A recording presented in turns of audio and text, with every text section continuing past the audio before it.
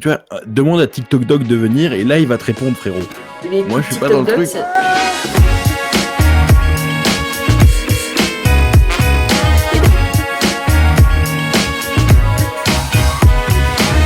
Bonsoir tout le monde les amis, je suis très heureux de vous retrouver pour ce tout nouveau The Life in Live numéro 2 avec ce soir une nouvelle personnalité que vous adorez. Il a pas mal d'abonnés sur TikTok, merci d'accueillir Mehdi Florian. Bonsoir. Salut, bonjour, je sais pas quelle heure il est. Bonsoir Mehdi, j'ai envie de te demander, présente-toi déjà en quelques phrases pour nous...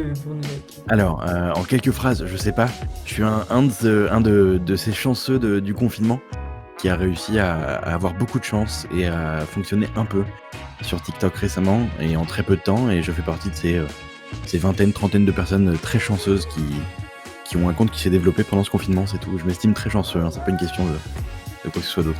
Voilà. Eh ben écoute, c'est parfait. Alors donc tu fais de nombreuses vidéos sur TikTok où tu racontes un petit peu des anecdotes ou alors tu réponds à beaucoup de questions qu'on se pose chaque jour. Ouais. Qu'est-ce qui t'a inspiré en fait à faire tout ça? Alors à la base, faut pas le dire trop fort, mais à la base c'était une blague TikTok, dans le sens où le truc c'est que TikTok a l'image, tu le sais, d'un truc où tu danses beaucoup, tu machins, tu trucs. Et du coup, moi j'ai 26 ans, je suis un peu plus vieux. Oui. Et du coup, dans ma tête c'était vraiment un truc en mode vas-y, on va faire un truc, on va tenter de changer un peu, au lieu de faire de la danse, on va faire des trucs un peu plus intelligents. Mais du coup je reprenais juste du contenu qui existait déjà depuis 5, 6, 7 ans sur YouTube, tu vois, c'est vraiment rien de transcendant. Et petit à petit, en fait, l'oiseau fait son nid, putain, c'est une expression de boomer, désolé. Et du coup, ça a pris, tu vois, et voilà, c'est tout. Et du coup, moi, j'aime bien, en fait. Je trouve ça grave intéressant d'apprendre des trucs aux gens, les gens sont contents, et tu leur apportes des trucs alors que ça coûte rien. Et même moi, j'apprends des trucs, en fait. Et bah c'est super cool. Donc pour expliquer à nos auditeurs, tu as commencé quand en fait à démarrer sur J'ai commencé TikTok? le 5 mai, précisément. Donc ça fait ça fait 6 mois tout pile aujourd'hui. Voilà, t'as l'info. Ça fait 6 mois tout pile que j'ai commencé TikTok. Eh ben écoute, c'est super bien. Donc tu réponds à de nombreuses questions qu'on se pose au quotidien et ça cartonne. J'ai envie de demander quel conseil tu donnerais à ceux qui veulent se lancer sur TikTok en fait. D'attendre le prochain confinement, je sais pas.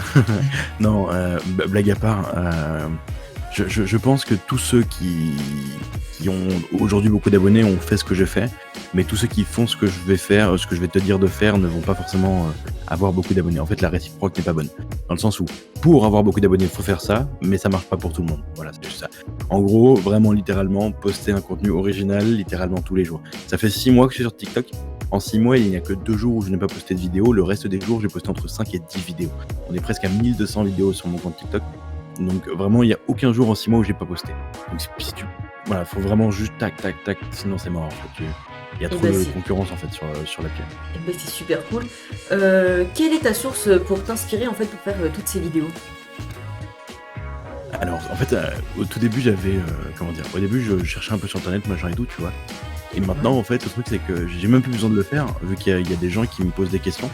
Je regarde sur Instagram directement dans mes DM ou dans les commentaires et il y a toujours au moins une question à récupérer, un truc intéressant à dire ou à faire, et du coup, soit j'ai déjà l'information et dans ce cas je la communique, mais en tous les cas, même quand j'ai déjà l'information, j'aime bien revérifier mes sources, et sinon, simplement, je cherche sur Google. Dès qu'on me dit, je sais pas, quelle taille fait le machin de truc de machin, je vais sur Google, je cherche, je vérifie sur 3-4 sites différents, si l'info est concordante, je donne, tu vois.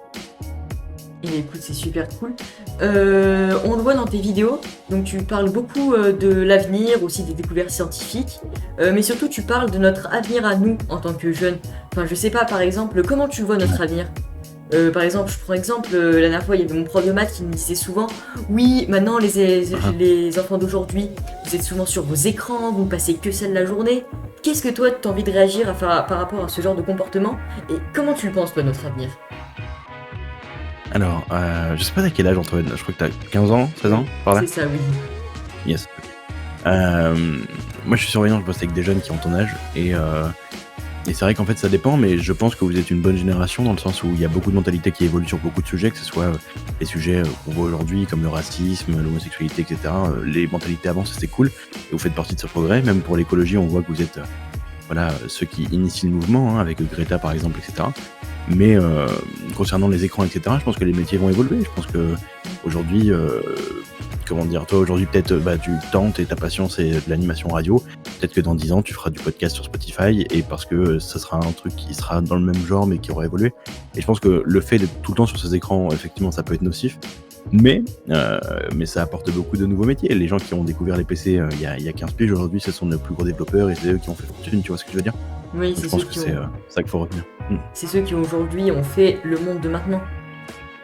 Ouais, c'est ça. Tu viens tout Absolument. juste de sortir ton nouveau livre qui s'intitule C'est fou non, donc c'était Yes. les commandes sont terminées. Hein. Ouais. Tu l'as dit dans une de tes vidéos, qu'est-ce qui t'a inspiré à créer ce livre? C'était quoi le projet pour créer ce livre qui a l'air juste génial? Merci, c'est gentil. Alors, en fait, l'idée de base, c'est que j'ai toujours voulu, tu sais, faire un truc un peu comme ça. Enfin, c'est même pour l'ego, en vrai, c'est méga gratifiant hein, de sortir un bouquin. Mais le truc, c'est que ça coûte extrêmement cher. En vrai, on se rend pas compte, Oui, mais c'est vraiment très, très, très, très cher de fabriquer un livre, autant plus, surtout quand t'es indépendant. Parce que quand t'es une maison d'édition et que t'en imprimes 20 000, bah, c'est très cher. Quand t'en imprimes 300, 400, c'est beaucoup. Enfin, bref. Et du coup, qu'est-ce qui m'a inspiré? En fait, je me suis dit, attends, si au lieu de le faire tout seul, je reprenais simplement le concept de ma chaîne et je permettais à n'importe qui d'écrire sa phrase dans le livre et au final ça ferait un livre communautaire pour tout le monde, tu vois. Et donc c'est l'idée base du livre en fait, c'est vraiment, il y a 110 questions. En vrai, pour l'instant, il y en a que 70, faut que je trouve une solution pour en trouver 40 parce qu'il n'y a pas eu assez d'acheteurs. Mais euh, et du coup, voilà, tout le monde, tous ceux qui ont participé au projet, on leur nom dedans, on peut poser leurs questions et c'est un truc un peu interactif, j'aime bien l'idée. Voilà. bon bah c'est Et je suis plutôt content, cool. ça a fonctionné. Ça a cartonné d'ailleurs, hein, Ouais, t'as eu carrément. énormément de commandes. D'ailleurs, t'en es où en fait avec les commandes? Comment ça se passe? Alors, le Ulule, parce que j'ai fait ça via du crowdfunding, le Ulule est terminé. Dorénavant, vous ne pouvez normalement plus l'acheter. En tout cas, plus l'acheter avec des contreparties. Je crois que c'est toujours disponible sur le site, mais sinon, plus avec les contreparties. Il y a eu. J'avais demandé 150 commandes parce qu'en vrai, on se rend pas compte. Mais faire sortir 15-20 euros de la poche de quelqu'un, c'est compliqué, surtout quand t'es TikTok, parce que TikTok n'a pas beaucoup de reach et c'est compliqué. Il y a eu finalement genre 250 personnes qui ont acheté le livre pour environ 350 bouquins que je vais devoir imprimer. Je suis très content, c'est très très bien. C'est très bien, surtout que je sais que je vais en imprimer un peu plus pour les vendre plus tard quand ils seront prêts, tu vois. Donc non, c'est cool, je suis très content. Merci. Dans la vraie vie, t'es surveillant. Qu'est-ce qui t'a inspiré? Comment ça Ouais. se passe? Et qu'est-ce qui t'a donné envie de faire ce métier? Quelle est ta... Bon après, alors. Ouais, oui, carrément. J'ai compris la question, t'inquiète. En général, quand tu finis surveillant, c'est surtout un métier alimentaire de base. C'est un métier que tu fais parce que tu as besoin de manger. Et du coup, parce que c'est pas un métier. En France aujourd'hui, surveillant, c'est un métier qui est limité à 6 années maximum. C'est que des CDD, sauf dans le privé, mais sinon, c'est que des CDD. T'es payé le SMIC. Par exemple, moi, je suis payé 600 euros par mois, tu vois. C'est pas transcendant. Je vis pas de ça. Hein. Mais j'ai choisi celui-là parce que avant ça, je suis animateur BAFA, j'ai fait des colos, j'ai beaucoup de gens que j'ai eu en colo quand j'étais un peu plus jeune qui m'envoyaient des messages tous les jours en mode ah putain, c'est trop marrant. J'ai fait ça, j'ai travaillé en cité avec des jeunes dans des milieux un peu précaires, dans des familles un peu compliquées, etc. Donc moi j'aime bien ce côté de se sentir utile, d'être avec des jeunes, avec des gens qu'on peut encore, comment dire. En fait, finalement, on participe aussi, c'est de l'éducation populaire, donc on participe aussi à l'éducation de ces jeunes, et c'est important, voilà. Ça. Après, sinon, oui, c'est pour manger. Hein. Est-ce que tu avais réussi à mélanger ta passion de TikTok avec les surveillants? Donc, c'est-à-dire, est-ce que quand t'es arrivé, quand t'as commencé à faire ce métier, il y a beaucoup d'élèves qui t'ont reconnu? Ouais. Alors, tout le collège, évidemment.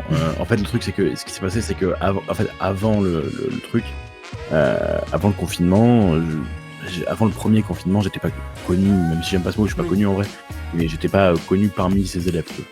Et le truc, c'est que je suis arrivé, et quand je suis arrivé, j'avais genre 500 000 ou 600 000 abonnés, ce qui est quand même conséquent sur la plateforme. Et du coup, il a suffi que 10 personnes me reconnaissent pour que tout le monde sache que je suis là. En vrai, il y a une moitié, on va dire 400-500 élèves, qui savaient qui j'étais, et l'autre qui, du coup, a entendu qui j'étais et a été voir et a fait waouh, machin et tout. Et est-ce que c'était compliqué? Je crois que c'était ça ta deuxième question. Pas nécessairement, en fait c'était un peu chiant les premières semaines. Oui. Genre les gens sont en mode waouh, la star de TikTok, ouais, j'étais en mode c'est bon frère, travaille, tu vois. Mais les gens se rendent compte au fur et à mesure, en fait tu vas te rendre compte que quand tu parles avec quelqu'un, que la première fois, genre, je sais pas, moi je sais que tu vas me voir, tu vas me dire waouh, c'est le mec qui a 800 000 machin. Oui, c'est ça. Et du coup, t'imagines l'image que tu t'es fait toi-même de lui. Plus tu vas avancer dans le temps, et plus tu vas le côtoyer tous les jours, et plus tu vas te rendre compte. Et du coup, maintenant, les élèves, ils savent que je suis juste le surveillant, et TikTok est même plus cité, en fait, on s'en fout, tu vois. Genre vraiment, c'est un truc en mode, bah en fait, c'est un être humain normal qui travaille, genre, tu vois. Oui, qui fait des vidéos pour plaisir, ouais. C'est juste... Ouais, carrément. Après, je gagne un peu de tout, hein, mais Oui, carrément. Est-ce qu'avec les derniers impacts sanitaires derniers, est-ce que ça t'a aidé dans l'évolution de ton travail? Tu parles de surveillant ou de TikTok? Non, de TikTok. Ok, TikTok, pardon. Alors, le premier confinement m'a beaucoup aidé, le dernier beaucoup moins en fait. Enfin, celui-là, c'est pas toute proportion gardée parce que je suis apolitisé, je m'en fous un peu de la politique, mais j'ai pas l'impression que ce confinement en soit un réellement, dans le sens où j'ai pas vu, en tout cas en termes de statistiques, je parle uniquement de valeurs statistiques, là je ne vois pas de différence, en fait, il n'y a pas plus de monde que d'habitude. Parce que les jeunes, en fait, le truc c'est que sur TikTok, le principal public, c'est toi. Tu vois, c'est des gens qui ont Oui, 14, c'est des 15, gens. 16 ans, et vous avez cours. Donc en fait, ça change vraiment rien, en fait, tu vois. Est-ce que ta famille et tes amis ils te soutiennent dans ce projet? Ouais, carrément. Alors, ça dépend. En fait, alors, mon daron, toujours. En fait, moi, il faut savoir que je fais des... En fait, les gens pensent que tu réussis comme ça. Le truc, c'est que ça fait 10 ans que je fais des vidéos sur Internet. Ça fait 10 ans que j'essaye de réussir certains projets. J'ai eu 8 chaînes YouTube différentes. Des fois, je les vois d'ailleurs pop sur TikTok en mode « Waouh, Florian avant et tout ». J'en ai fait des trucs. J'ai fait peut-être plus de 2 ou 3 000 vidéos sur YouTube, tu vois. Et, et le truc, c'est que ça fonctionnait que maintenant, mais ça fait 10 ans que j'essaye. Okay. Et du coup... Putain, je me suis perdu dans mes propos. Attends, c'était quoi la question? Est-ce que ta famille et tes amis ils te soutiennent dans ce projet?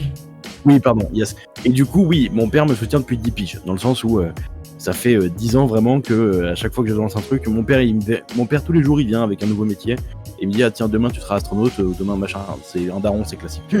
Donc mon père il y a pas de souci. Ma famille aussi en général, proches etc. Au début j'étais un peu en mode qu'est-ce que c'est, je comprends pas trop ce que c'est. Désolé pour le tambour de la blanche. Et donc ils étaient un peu bon, on juge pas trop mais on comprend pas trop ce que c'est TikTok, tu vois, c'est bizarre. Et mes amis, ils étaient archi moqueurs. Vraiment, il y a beaucoup d'amis à moi qui étaient en mode ah, qu'est-ce que tu fais, c'est quoi cette merde et machin, frère, TikTok c'est pour les enfants de 8 ans et tout. Et parmi eux, il y en a plein qui aujourd'hui dans mes DM me demandent de la pub pour un de leurs albums ou une connerie comme ça, tu vois. Donc on est sur une échelle différente. Après, mes amis très très très proches, en général, ils m'ont toujours soutenu, etc. C'est pas la question. Non, en vrai, tu verras, si toi tu te lances sur un truc comme ça, en général, les gens, quand tu te lances au début et que ça fonctionne pas trop, ils sont un peu dubitatifs, et après, dès que ça commence à fonctionner, ils sont de ton côté. Oui, ça marche toujours au bout d'un moment. Est-ce que tu as une bonne culture générale? Pas tant que ça en vrai. En fait, les gens, enfin, en vrai, ça va. Genre, j'ai une culture générale peut-être un peu plus. Genre, en fait, je sais pas. Je me jugeais par rapport à quoi. Genre, en fait, quand je regarde des émissions, genre de jeux de télé, quand je regardais ça quand j'étais petit, je kiffais ça, tu vois. Et je savais plus ou moins répondre à toutes les questions, tu vois. Mais est-ce que j'ai une bonne culture générale? Je dirais pas surtout en fait. Et bah, si t'es d'accord, on va la tester. Donc, je t'ai préparé un petit jeu. Où je vais te poser des questions, donc c'est normalement des questions pour réviser le bac, normalement. Enfin, pas pour réviser le bac, mais c'est une boîte à bac, ça s'appelle. Donc, quelle horreur, vas-y, je sais pas, je vais te les poser. Il y en a qui sont plus faciles que d'autres. Je vais les trouver sur internet. Vas-y. S'il y a des maths, oublie-moi. Si c'est de la culture G, en vrai, ça peut le faire. S'il y a des matières genre maths et tout, j'ai pas une maths. Je suis fini. T'es comme moi, j'aime pas les maths. Vas-y. Alors, on va déjà commencer par le français. D'accord? Donne-moi. C'est très facile. Donne-moi le nom des 7 nains dans Blanche-Neige. Quoi? À quel moment c'est du français ça, frérot? Attends, il y a timide, grincheux. Attends, je mute parce que.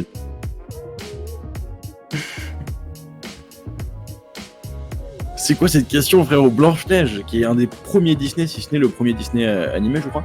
Mais putain, je sais pas, timide, grincheux, et je sais pas.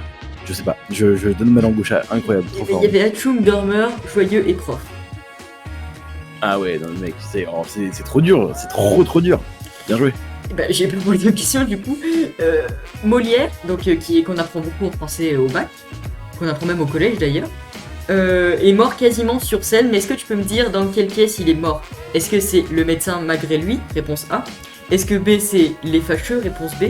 Est-ce que c'est le malade imaginaire. Alors, je pense avoir la réponse, mais j'ai un doute. Du coup, j'ai un doute sur les deux. Je pense que c'est le premier qui est le médecin malgré lui, et c'est Molière, notre ami Jean-Baptiste Poquelin. Pour moi, ça serait le premier. J'ai faux, ouais, c'est bon. Et bah non, c'était le malade imaginaire. C'était, ouais, tu vois, j'avais un doute entre les deux.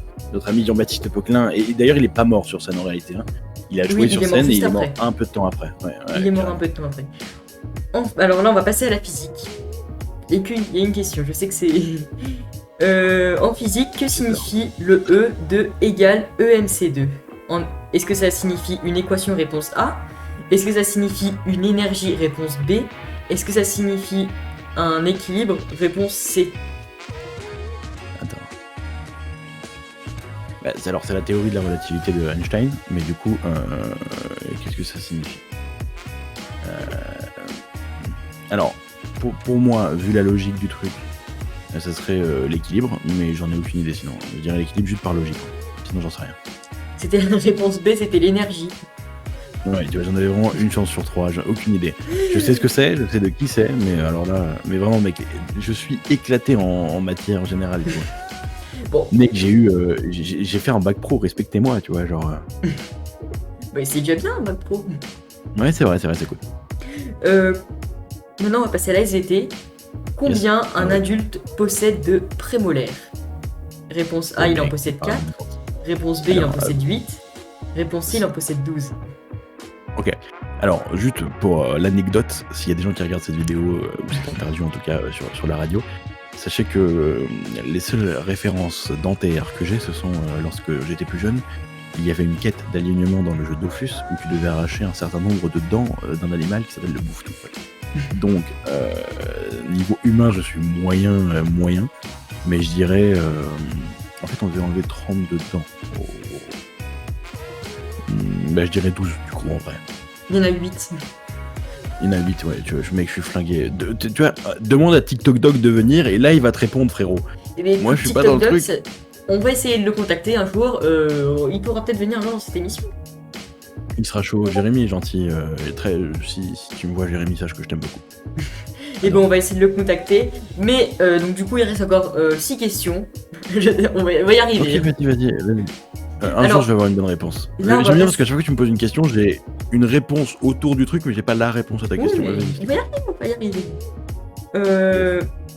Maintenant, on va passer à l'histoire. Donc, entre Chirac et Mitterrand, qui a prononcé cette phrase ? J'ai été à l'origine de la création de l'Agence nationale pour l'emploi. Ok, donc je dois choisir entre Chirac et Mitterrand. Alors, dans ma logique, ce serait... Alors, je réponds pas, mais dans ma logique, ce serait Mitterrand, parce que Chirac a été président après Mitterrand, et que, à mon avis, la NPE, l'Agence nationale pour l'emploi, a été créée sous Mitterrand. Mais avant la NPE, il y avait les ACDIC, je ne sais pas comment ça marche, donc peut-être que Chirac aurait amené la NPE. C'est une bonne question, et bonsoir à la personne qui vient d'arriver. Attends. Tu sais quoi, je vais prendre le goût du risque. J'ai une chance sur deux de toute manière, Oui, bah oui. donc je peux... Dans ma logique à moi, ça serait Mitterrand. Mais vu que ma logique depuis tout à l'heure me baise la gueule, pardon du terme, je vais dire Chirac. Et bah, c'est la bonne réponse. Voilà, tu vois, suffit juste d'aller à contre-sens de C'était ce que je Chirac pense. qui a dit cette Et phrase. les bonnes réponses. Bravo. Oui. Alors là, La bon, NPE, l'ancêtre. je crois qu'on va passer à la question la plus dure du jeu. Donc je sais vraiment pas si t'as bon. Mais moi je sais même Pour pas. moi, franchement, honnêtement, Hachoum et tout, c'était plus dur. Mais vas-y, je t'écoute. Qui était l'épouse du pharaon Akhenaton. Réponse A, Néfertari. Réponse B, Néfertiti. Réponse C, Cléopâtre. Bah, je pense que dans la logique, ce serait Néfertiti du coup. Oui, c'est ça. C'est la bonne réponse. Ouais, carrément. Ok. Bah, en vrai, Cléopâtre, je sais que c'était pas elle, donc Oui. c'était logique. Néfertari, je connais pas, et Néfertiti, c'est le seul qui me parlait. Donc, ok, on est bon. Pour moi, je t'ai dit, c'est ça, c'était plus simple que Hachoum, hein, frérot. hein. Et bah dis donc. On n'a pas tous la même culture générale, hein. Ouais, frère, Hachoum, c'est dur, wesh. Maintenant, on va passer à la question 7, on va passer en géographie. Comment appelle-t-on les habitants d'Épinal ? Réponse A, les épineux. Réponse B, les spinaliens. Réponse C, les épincelets. Alors, tu sais, Dans la vie, je pars du principe qu'en général, quand quelqu'un te pose une question et qu'il y a des réponses qui sont étonnantes, c'est souvent la réponse étonnante. Oui. Et donc je dirais sur le truc qui a le moins de sens dans ta réponse, donc je dirais le 2, le spinalet, je crois, ou spinal. Et bah, c'est exactement la bonne réponse. Ouais, je pars sur ce principe. C'est exactement la bonne réponse. On va passer à la 8e question. Il y a plus de 10 langues officielles en Inde. Est-ce que c'est vrai ou est-ce que c'est faux? Officiel, tu m'as dit? Oui, officiel, oui. En vrai, culturellement, l'Inde, c'est gigantesque. En termes d'habitants, c'est le premier pays mondial, je crois, l'Inde. Oui, je crois que c'est eux. Donc je pense que ça me paraît pas déconnant, en vrai de vrai. Donc je dirais oui, du coup. Et bah, c'est exactement la bonne réponse. C'est bien, tu t'es rattrapé. Bien, yes, je remonte un peu dans la remontada. Maintenant, on va passer en sport, donc la réponse 9 qui est la dernière. Comme tu le vois, je suis La très question sportif. Yes. Quelle est la forme d'un terrain de cricket? Réponse A, elle est ovale. Réponse B, elle est carrée. Réponse C, elle est rectangulaire. Alors, encore une fois, j'en ai littéralement aucune idée, mais du coup, on va juste miser sur la chance. Je vais, dans ma tête, analyser le truc comme quelqu'un... je vais faire une corrélation qui est débile. Pour moi, le cricket est un sport de quelqu'un qui est assez aisé financièrement, en général, pour moi. Et donc, les gens qui sont assez aisés financièrement en font aussi de l'équitation. Et l'équitation, c'est plus ou moins ovale. Donc, je fais une corrélation nulle, mais je dirais ovale. Et bah, c'est exactement ça. Voilà. Non, mais c'est bien, voilà. En tout cas, bravo à toi. Parce que même si t'as une mauvaise culture générale, t'as un bon sens au niveau de la physiologie. Ou la Je sais pas, psychologie. je crois. Psychologie. Ok, ça marche. Merci beaucoup, Antoine. En tout cas, c'était cool. Merci pour ce petit truc, c'était sympa. Et bah écoute, ça m'a fait super plaisir que tu as été avec nous. On rappelle que ton livre, il est sorti. Je sais, est-ce que d'ailleurs il y aura il pourra ressortir. Tu feras un jour Je sais pas, honnêtement. Une réédition. Alors, je vais simplement déjà commencer par finir de l'écrire. Et après, on verra. Je pense qu'on pourra l'acheter quand il sortira. Voilà. Quand il aurait fini de l'écrire, je pense qu'on pourra l'acheter autrement. Et bah écoute, donc il est disponible, enfin il sera disponible, tu nous en parleras sur TikTok. Ouais, carrément. Prochainement. On peut te suivre sur tes réseaux sociaux, donc sur Instagram, Mehdi Florian ou sur TikTok si je me trompe. Et tu as aussi créé un serveur Discord donc, qui s'appelle C'est Fou Non. Ça me rappelle un truc, cette phrase, je l'ai pas déjà dit C'est la phrase que tu dis d'ailleurs le plus souvent dans tes vidéos. Ouais. Et ça m'étonne que tu ne m'aies pas demandé pourquoi d'ailleurs. D'ailleurs, oui, c'est ça, elle vient d'où? C'est une question qu'on me pose souvent. Alors, je pourrais répondre à cette question, et en vrai, la réponse est vraiment simple. Mais soit je te fais chier et je te donne une fausse réponse et je te mets d'autres pistes, soit je te réponds vraiment, j'hésite. Bah, réponds vraiment. Je vais vraiment te répondre. En fait, quand j'ai commencé TikTok, j'ai vraiment fait 4 ou 5 vidéos. Et c'était des vidéos un peu sensationnelles, machin et tout, bref, un peu truc. Et par réflexe, j'ai vraiment terminé ces vidéos par c'est fou non, tu vois. Ah oui. Et le truc, c'est qu'au bout de la 5e vidéo, je l'ai pas dit en fait. Et dans les commentaires de la 5e, et pourtant il y avait que 200 ou 300 vues. Et la 5e, il y a des mecs qui m'ont dit mais mec, t'as pas dit c'est fou non. Et du coup, ça m'a saoulé. Et du coup, depuis, je le dis dans quasiment toutes les vidéos. Il y a quelques vidéos où je l'ai pas dit. Mais parce qu'en général c'est volontaire, mais ouais, c'est juste bête, c'est naturel, genre. Et j'ai rien inventé, hein, mais c'est rigolo, ça fait une marque de fabrique et les gens s'en souviennent, c'est cool. Et bah écoute, c'est parfait. On va te retrouver, donc du coup on peut te retrouver sur Discord, le serveur C'est Fou Non. Et puis tous les jours sur TikTok, normalement tu postes une vidéo. Ouais, carrément. Et même vous pouvez me retrouver aussi sur le serveur Discord de Play It Radio qui a l'air super aussi, mon ami Antoine, non? Je suis dessus en vrai, vous pouvez m'envoyer un message, je réponds. On va t'envoyer un message, on t'enverra vous pouvez leur envoyer des messages, oui, vous auditeurs de Play It Radio. En tout cas, ça nous a fait très plaisir d'avoir que tu as été avec nous. N'hésite pas à revenir quand tu veux sur l'antenne de Play It Radio. Quant à nous les amis, on se retrouve la semaine prochaine pour un nouveau... pas dans la semaine prochaine, qu'est-ce que je raconte? Dans un mois pour un nouveau The Life in Live avec... Loraïs Art qui est un super artiste, il fait plein de dessins super cool. On va l'interviewer, on va voir comment ça se passe, il est cool, comme Mehdi et tous ceux qu'on a accueillis jusqu'à présent. On vous souhaite de passer une très bonne journée les amis, prenez bien soin de vous et à bientôt. Bisous tout le monde.